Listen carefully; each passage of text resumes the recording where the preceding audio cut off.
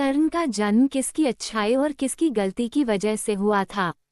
धृतराष्ट्र, पांडु और विदुर के लालन पालन का भार भीष्म के ऊपर था। तीनों पुत्र बड़े होने पर विद्या अध्ययन के लिए भेजे गए। धृतराष्ट्र बल विद्या में, पांडु धनुर्विद्या में तथा विदुर धर्म और नीति में निपुण हुए। युवा होने पर धृतराष्ट्र अंधे होने के कारण राज्य के उत्तराधिकारी न बन सके। विदुर दासीपुत्र थे, इसलिए पांडु को ही हस्तिनापुर का राजा घोषित किया गया। भीष्म ने धृतराष्ट्र का विवाह गांधार की राजकुमारी गांधारी से कर दिया। गांधारी को जब ज्ञात हुआ कि उसका पति अंधा है तो उसने स्वयं अपनी आंखों पर पट्टी बांध ली। उन्हीं दिनों यदुवंशी राजा शूरसेन की पोषित कन्या कुंती जब सयानी हुई तो पिता ने उसे घर आए हुए महात्माओं के सेवा में लगा दिया। पिता के अतिथि गृह में जितने भी साधु महात्मा, ऋषि मुनि आदि आते, कुंती उनकी सेवा मन लगा कर किया करती थी। एक बार वहां दुर्वासा ऋषि आ पहुंचे। कुंती ने उनकी भी मन लगा कर सेवा की।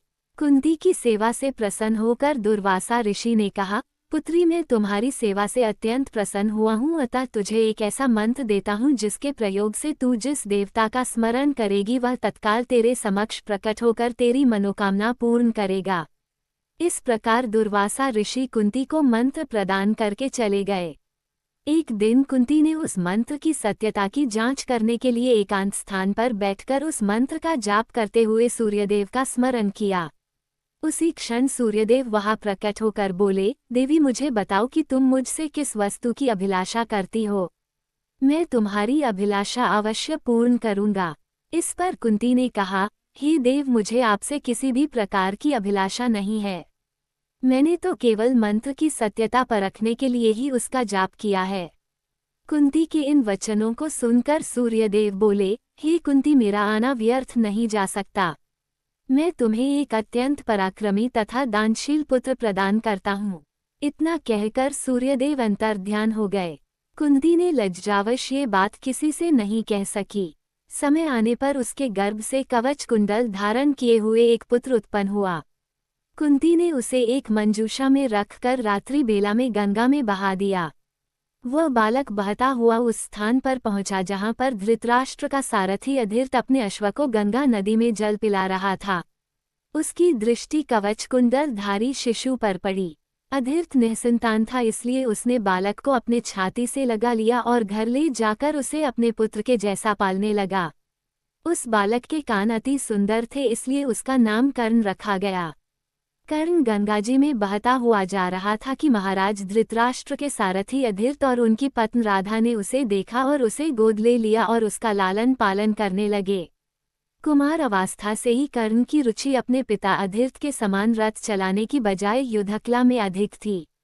कर्ण और उसके पिता अधीर्त आचार्य द्रोण से मिले, जो कि उस समय युद्धकला के सर्वश्रेष्ठ आचार्यों में से एक थे। द्रोणाचार्य उस समय कुरु राजकुमारों को शिक्षा दिया करते थे। उन्होंने कर्ण को शिक्षा देने से मना कर दिया क्योंकि कर्ण एक सारथी पुत्र था और द्रोण केवल क्षत्रियों को ही शिक्षा दिया करते थे। द्रोणाचार्य की असम्मति के उपरांत कर्ण ने परशुराम से संपर्क किया, जो कि केवल ब्राह्मणों को ही शिक्षा दिया करते थे। कर्ण ने स्वयं को ब्राह्मण बताकर परशुराम से शिक्षा का आग्रह किया। परशुराम ने कर्ण का आग्रह स्वीकार किया और कर्ण को अपने समान ही युद्धकला और धनुर्विद्या में निष्णात किया। कर्ण को उसके गुरु परशुराम और पृथ्वी माता से श्राप मिला था। कर्ण की शिक्षा अपने अंतिम चरण पर थी। एक दोपहर की बात है, गुरु परशुराम कर्ण की जंघा पर सिर रखकर विश्राम कर रहे थे। कुछ देर बाद कहीं से एक बिच्छू आया और उसकी दूसरी जंघा पर काटकर घाव बनाने लगा। गुरु का विश्राम भंग न हो इसलिए कर्ण बिच्छू को दूर न हटाकर उसके डंक को सहता रहा। कुछ देर में गुरुजी की निद्रा टूटी और उन्होंने देखा कि कर्ण की जांघ से बहुत रक्त बह रहा है। उन्होंने कहा कि केवल किसी क्षत्रिय में ही इतनी सहनशीलता हो सकती है कि वो बिच्छू डंक को सह ले, न कि किसी ब्राह्मण में। और परशुराम जी ने उसे मिथ्या भाषण के कारण श्राप दिया कि जब भी कर्ण को उनकी दी हुई शिक्षा की सर्वाधिक आवश्यकता होगी, उस दिन वो उसके काम नहीं आएगी। कर्ण, जो कि स्वयं ये नहीं जानता था कि वह किस वंश से है, ने अपने गुरु से क्षमा मांगी और कहा कि उसके स्थान पर यदि कोई और शिष्य भी होता तो वो भी यही करता। यद्यपि कर्ण को क्रोधवश श्राप देने पर उन्हें ग्लानि हुई, पर वे अपना श्राप वापस नहीं ले सकते थे।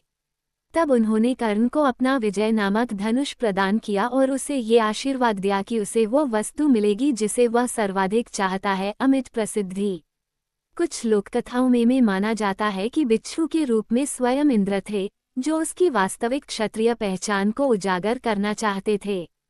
परशुराम जी के आश्रम से जाने के पश्चात कर्ण कुछ समय तक भटकता रहा। इस दौरान वह शब्दभेदी विद्या सीख रहा था। अभ्यास के दौरान उसने एक गाय के बछड़े को कोई वनीय पशु समझ लिया और उस पर शब्दभेदी बाण चला दिया और बछड़ा मारा गया। तब उस गाय के स्वामी ब्राह्मण ने कर्ण को श्राप दिया कि जिस प्रकार उसने एक असहाय पशु को मारा है, वैसे ही एक दिन वह भी मारा जाएगा, जब वह सबसे अधिक असहाय होगा और जब उसका सारा ध्यान अपने शत्रु से कहीं अलग किसी और काम पर होगा। इस प्रकार कर्ण परशुराम का एक अत्यंत परिश्रमी और निपुण शिष्य बना। कर्ण दुर्योधन के आश्रय में रहता था। गुरु द्रोणाचार्य ने अपने शिष्यों की शिक्षा पूरी होने पर हस्तिनापुर में एक रंगभूमि का आयोजन करवाया। रंगभूमि में अर्जुन विशेष धनुर्विद्या युक्त शिष्य प्रमाणित हुआ। तभी कर्ण रंगभूमि में आया और अर्जुन द्वारा किए गए कर्तव्यों को पार करके उसे द्वंद्व युद्ध के लिए ललकारा। कब कृपाचार्य ने कर्ण के द्वंद्व युद्ध को अस्वीकृत कर दिया और उससे उसके वंश और साम्राज्य के विषय में पूछा, क्योंकि द्वंद्व युद्ध के नियमों के अनुसार केवल एक राजकुमार ही अर्जुन को, जो हस्तिनापुर का राजकुमार था, द्वंद्व युद्ध के लिए ललकार सकता था। तब कौरवों में सबसे ज्येष्ठ दुर्योधन ने कर्ण को अंगराज घोषित किया, जिससे वह अर्जुन से द्वंद्व युद्ध के योग्य हो जाए। जब कर्ण ने दुर्योधन से पूछा कि वो उससे इसके बदले में क्या चाहता है, तब दुर्योधन ने कहा कि वो केवल ये चाहता है कि कर्ण उसका मित्र बन जाए। इस घटना के बाद महाभारत के कुछ मुख्य संबंध स्थापित हुए, जैसे दुर्योधन और कर्ण के बीच सुदृढ़ संबंध बने, कर्ण और अर्जुन के बीच तीव्र प्रतिद्वंद्विता और पांडवों तथा कर्ण के बीच वैमनस्य। कर्ण दुर्योधन का एक निष्ठावान और सच्चा मित्र था। यद्यपि वह बाद में दुर्योधन को खुश करने के लिए द्यूत क्रीड़ा में भागीदारी करता है, लेकिन वह आरंभ से ही इसके विरुद्ध था।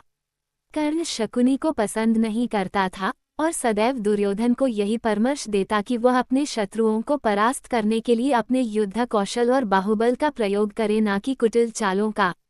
जब लाक्षागृह में पांडवों को मारने का प्रयास विफल हो जाता है, तब कर्ण दुर्योधन को उसकी कायरता के लिए डांटता है और कहता है कि कायरों की सभी चालें विफल ही होती हैं, और उसे समझाता है कि उसे एक योद्धा के समान कार्य करना चाहिए और उसे जो कुछ भी प्राप्त करना है, उसे अपनी वीरता द्वारा प्राप्त करे।